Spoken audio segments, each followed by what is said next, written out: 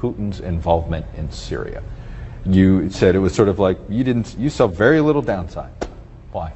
I'll tell you what, I am somebody that, and you know I've been saying this to you for a long time, I want our military to be beyond anything, no contest. And technologically, most importantly, because you're getting now, militaries have to be technologically advanced, so we probably have a big advantage. We do have a big advantage of that. But we are going to get bogged down in Syria.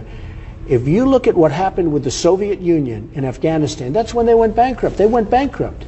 They were there so long, so you fought think, so hard. You think Putin's going to get suckered into They're going to get bogged Syria? down. Everybody that's touched the Middle East, they've gotten bogged down. Now, Putin wants to go in. Putin does not want ISIS. I know they haven't hit him as hard as they should be hitting him because they're hitting Assad. They're hitting people we've trained. Excuse me. They're hitting people. We're talking about people that we don't even know. Right. The rebel group, we have no idea. I was talking to a general 2 days ago. He said, we have no idea who these people are. We're training people. We don't know who they are. We're giving them billions of dollars to fight Assad. And you know what? It's very possible. I'm not saying Assad's a good guy because he's probably a bad guy. But I've watched him interviewed many times. And you can make the case, if you look at Libya, look what we did there. Mm-hmm. It's a mess. If you look at Saddam Hussein with Iraq, look what we did there. It's a mess.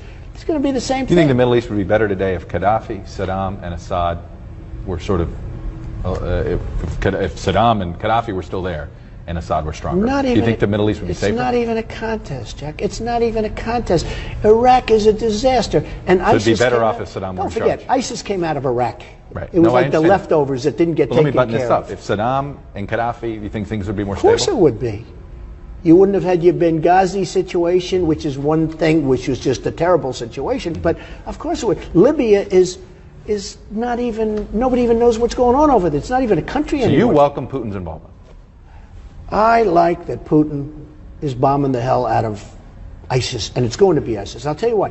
Putin has to get rid of ISIS, because Putin doesn't want ISIS coming into Russia. Why do you trust him and nobody else does? I don't trust him. I don't trust him at all. Other than we both got very good ratings the other night on 60 Minutes, because it was with me and Putin. Can you believe this, of all things? There you go. Right? So I don't know. Did I get the ratings or did he? But the truth is, it's not a question of trust.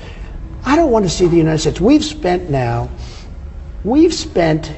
$2 trillion in Iraq, probably $1 trillion in Afghanistan. We're in there. We're destroying our country. We owe $19 trillion. We're bogged down. Russia was bogged down in Afghanistan, meaning the Soviet Union. It broke up the Soviet Union. They're going to get bogged down. You watch. As sure as you're sitting there, and I'm the one that said don't do. So you would Chuck, retreat. I said don't do Iraq. You would pull out of what we're doing in Syria No, right I'd now. sit back and this is not usually me talking, okay? Because I'm very proactive, right, as you probably know. I know. But I would sit back and let's see what's going on. Here's the problem to what you're saying in Syria. Mm-hmm. We are fighting Assad, and we're fighting for people and helping people that we don't even know who they are. And they may be worse than Assad. They may be worse, okay? They may be worse.